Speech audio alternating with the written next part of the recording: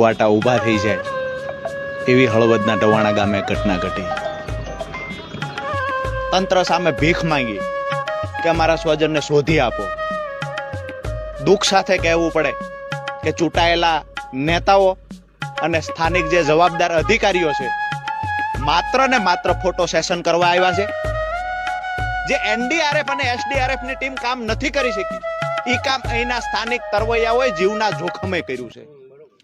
એક પણ રેસ્ક્યુ જે સ્થાનિકોની વાત સાંભળીએ તો એક પણ રેસ્ક્યુ તંત્ર દ્વારા કરવામાં નથી આવ્યું.